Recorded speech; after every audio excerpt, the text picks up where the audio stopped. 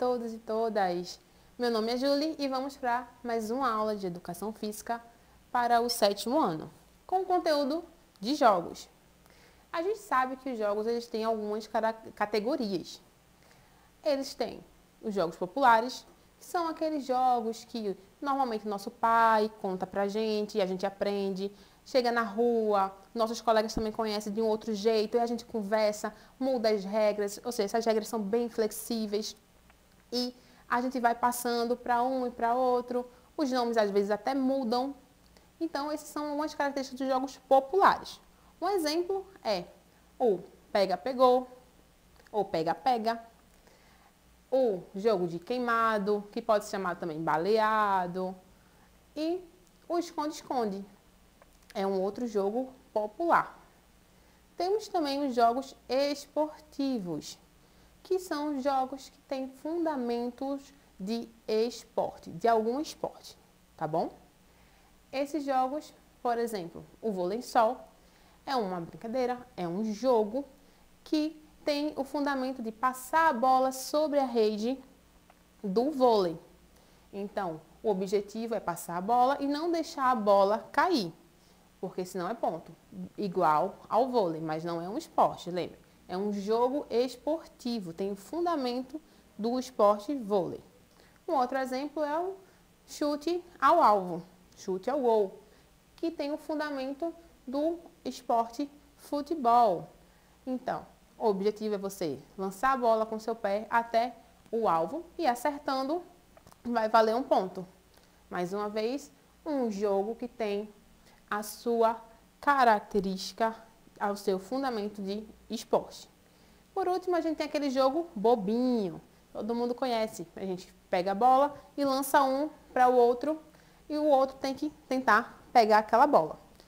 É o fundamento de passe. A gente pode usar uma bola de basquete para treinar os passes do jogo, do esporte de basquete dentro daquele jogo, ou usar uma bola de handball, que mais uma vez vai utilizar o fundamento do passe do handball com a bolinha, mas dentro de um jogo.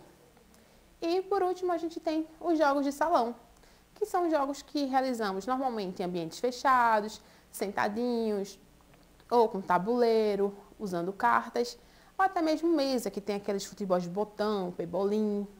São as categorias dos jogos, tá bom? Hoje a gente vai falar sobre um jogo desses que eu falei, mas eu quero que vocês vão pensando. Eu vou dar as características desse jogo e vocês vão pensando, tentando adivinhar aí em casa qual é o jogo que a gente vai conhecer, conversar hoje, tá bom? Vamos lá. Primeira característica, ele é feito em ambiente fechado. Segunda é de representação, ou seja, eu não estou com o meu corpo fazendo aquele jogo, aquela atividade. Eu estou utilizando objetos que me representam dentro daquele jogo. Presta atenção. É um jogo de raciocínio, você precisa estar lá analisando onde estão as peças, se concentrar, criar estratégias para alcançar o objetivo dentro daquele jogo. As regras desse jogo, elas são pré-estabelecidas, ou seja, não é como um jogo popular que a gente vai e modifica tudo. Ah, não, vamos fazer desse jeito agora. Não, tem regras que a gente não vai poder mudar, porque aí não vai ser mais aquele jogo. E a gente também tem que contar com o fator sorte. Tem uns jogos desse tipo que a gente precisa ter sorte para conseguir a peça, para conseguir a quantidade certa no dado. Ficou fácil, né? São os jogos de salão. Essas são todas características dos jogos de salão. E para a gente entender um pouquinho melhor eles, para ficar mais fácil de saber que jogos de salão são esses. Temos os jogos de mesa, que são aqueles jogos feitos realmente numa mesa, como o totó, futebol de botão, sinuca. Os jogos de tabuleiro, que a gente vai precisar realmente de um tabuleiro, de uma peça onde os outros objetozinhos que vão representar a gente, sejam as pecinhas da dama, os pinozinhos do ludo, ou as peças de xadrez. Então, esses são os jogos de tabuleiro, tá bom? E os jogos de carta, que são jogos que a gente utiliza um carteado para desenvolver o jogo, como Uno, como o próprio baralho, jogo da memória, são joguinhos de cartas, tá? E a gente tem o surgimento desses jogos muito antigamente, tá? Na Idade Antiga já existiam alguns desses jogos, mas assim, de uma forma mais rudimentar, não é exatamente como a gente conhece hoje, tá? Alguns passaram por muitas transformações, mas vamos lá, que essa história já está começando. Temos o gamão, que foi surgido pelos egípcios e sumérios, ou seja, antigão. O jogo da velha, que a gente conhece hoje, surgiu nos egípcios. A mancala, que é um jogo que representa a colheita, também surgiu com o povo egípcio. E a trilha, na Áustria. Tem essa interrogação, por quê? Foi encontrado um tabuleiro de trilha na Áustria, mas esse tabuleiro datou de uma caverna pré-histórica. Então, não dá para saber exatamente se os homens pré-históricos jogavam, se tinham esse nível de abstração, ou se alguém muito antes aproveitou a caverna e fez ali o joguinho para algum objetivo. Então, tem essa dúvida. Mas como é um registro bem antigo, a gente coloca como a Áustria, tá bom? Temos também na Idade Média o surgimento de outros jogos. O xadrez, por exemplo, a gente conhece hoje, né? Aquelas pecinhas, tem o cavalo, a rainha, os peões. Eles surgiram na Idade Média, mas na Índia. E tinham, ó, essas pecinhas aqui que vocês estão vendo. São a representação, símbolos para aquele povo. A gente tem também, ó, a damas, que surgiu na Europa. Não se sabe exatamente qual país da Europa, mas, como o próprio nome diz, né, era um jogo especificamente para as mulheres. Era muito comum só as mulheres jogarem esse jogo.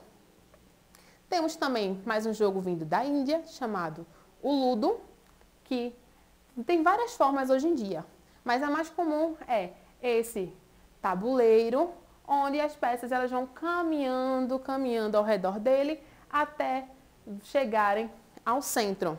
É bem comum também e surgiu, ó, na Idade Média, na Índia. O baralho, ele surgiu na China. Mais uma vez, lembra do xadrez que a gente viu que é bem diferente? O baralho também.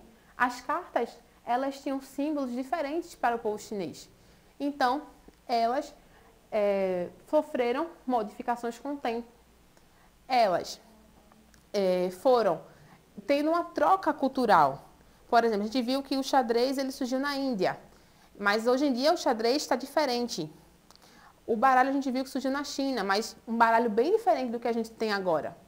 Então, os povos eles foram viajando, se encontrando, trocando cultura e assim foram criando, transformando os jogos para o que a gente conhece hoje. Mas também não parou por aí. Na idade moderna e contemporânea, a gente também teve o surgimento de jogos como futebol de botão, mais uma vez, surgiu em algum país da Europa, não sabe exatamente qual, ou também chamado futebol de mesa, tá? Pode ser um dos dois. Tem o jogo Totó ou Pebolim, que surgiu na Espanha, e um bem famoso, o Uno, ele surgiu nos Estados Unidos. Bem legal. O desafio de hoje é bem simples. A gente já viu que os jogos de tabuleiro são jogos que a gente faz em casa. É tranquilo da gente conseguir fazer e brincar. Então, o desafio vai ser a gente fazer um jogo da velha, tá? Vê aí quem tá perto, quem já conhece o jogo, pega lá o papelzinho, pega a caneta para começar. Mas para quem não conhece, eu vou explicar como a gente vai jogar esse jogo. Primeiro a gente precisa desenhar 2 linhas verticais e 2 linhas na horizontal, deixando sempre espacinho, como a gente está vendo aqui na imagem, tá? Jogam 2 pessoas, cada uma vai escolher o seu símbolo. Normalmente a gente usa um X e um círculo.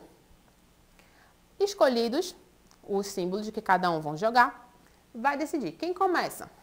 Por quê? Quem começa o jogo vai fazer o seu movimento e vai deixar o outro jogar. Depois o outro vai alternando, tá bom? Bem simples, cada um jogando uma vez. E o vencedor é aquele que completar primeiro ou com os mesmos símbolos na vertical Pode ser em qualquer uma das colunas, tá? Mas tem que completar igual um mesmo símbolo. X, X, X, ou bola, bola, bola, na vertical, ou na horizontal, ou ainda na diagonal. Ou seja, partindo, ó, do meinho aqui. Pode ser tanto da direita para a esquerda, da esquerda para a direita, tanto faz. O importante é você completar o jogo e ver aí quem conseguiu vencer mais. Vocês podem definir forma de jogar, ou quem de primeira, quem vencer primeiro vence, ou faz melhor de três partidas. Quem tiver o maior número de vitórias ganha. Vocês podem se divertir à vontade e é bem fácil de fazer. E pra gente fazer na próxima aula, um desafio bem legal também, eu preciso que vocês tragam algumas coisas, tá? Peguem papelão, caneta, régua, algum lápis para pintar ou tinta, como vocês preferirem, e juntem tampinhas de garrafa, tá bom? Porque a gente vai aprender a fazer um jogo super, super legal e só na próxima aula. Tchau, tchau!